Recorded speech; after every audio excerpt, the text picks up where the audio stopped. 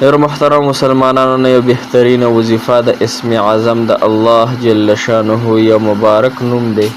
محترم مسلمانانو، الله جل شانه قرآن کې په خپله فرمایي چې ما په هغه بهترین نومونو یادوئ کم چې زما صفتي نومونه دي، نو زه به تاسو را درکړه کوم، یعنې زه به تاسو ته ستاسو حاجات پوره کوم، ستاسو مسایل به تاسو ته پوره کوم، ستاسو مشکلات به تاسو ته اسانوم. نو کوم انسان چې دا وظیفه وکړي الکبیرو، محترم مسلمانان، دا د الله جل شانه د نومونو نه هغه بهترین نوم دی، هغه طاقتور نوم دی چې ډېر زیات پاورفل نوم دی. کوم انسان چې د دې دا وظیفه وکړي نو الله جل شانه به د دې انسان حاجات پوره کړي.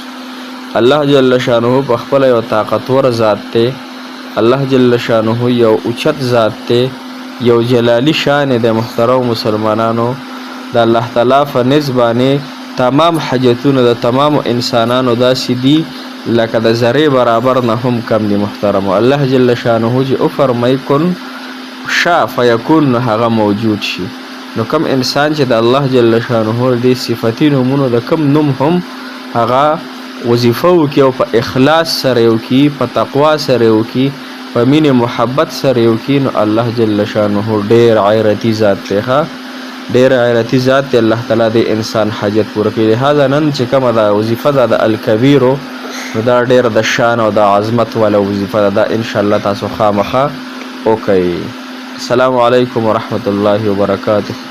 ډېرو محترم او قابل قدر مسلمانانو او خویندو، هغه مسافر کوم چې بهر وطنونو کې ژوند کوي، دغه مسافر دی الله جل شانه اوږده زندگی د صحت او د عافیت والا زندگی نصیب کړي. دغه مسافر دی الله تعالی خپلو کورونو ته، خپلو بیبیانو له، خپلو مور او پلار له په خیر او عافیت سره په ډکو منګلو سره راوستلی. که محترمو، نن زموږ ډېره بهترینه وظیفه ده. دا وظیفه مس نه کوي.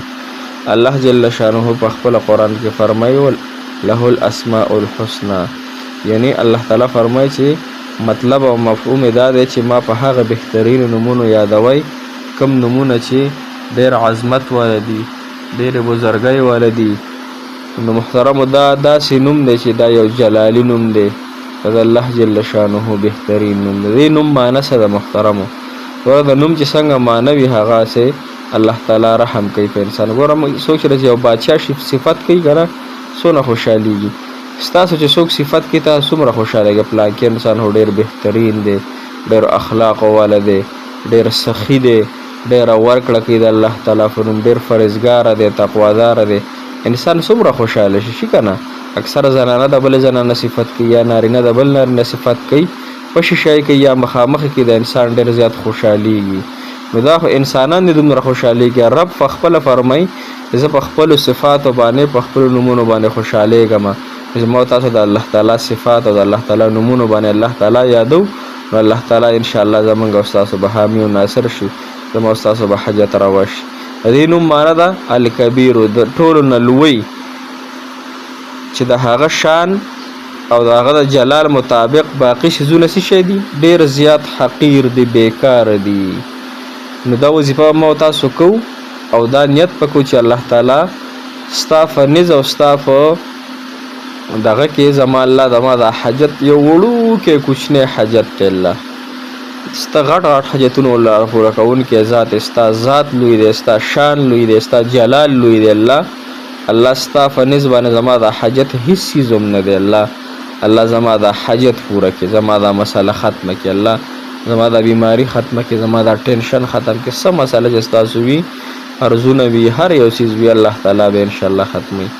طریقه کار دا د محترم مسلمانانو چې دا وظیفه تاسو د هر فرض مون نفس هم کولی شئ، ماښام هم کولی شئ، د شپې کولی شئ، د ورځې کولی شئ، په ولاړه، په ناسته، په هر حالاتو کې دا وظیفه تاسو کولی شئ. صحیح شوه؟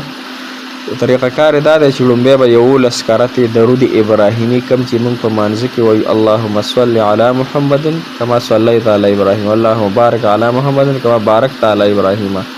دا درود شریف په مخکې تی او وروسته تی 11 کرته وي، او په منځ کې به دا وظیفه روزانه محترم مسلمانانو 1111 مرتبه یا 1414 مرتبه 1313 مرتبه روزانه کوي. 1413 مرتبه دا وظیفه کوئ الکبیر. او دا په الکبیر سره روزانه دا سوچ کوئ چې الکبیر الله ته د ډېر لوی شان او د ډېر جلال خاوند دی الله، ستا په نسب باندې زما حاجتونه هیڅ هم نه دي. دا چې کله کوئ دغه نیت کوئ الله ستا ذات ستا جلال ستا شان ډېر لوی دی، الله زما حاجتونه ستا په نسب باندې هیڅ هم نه دي.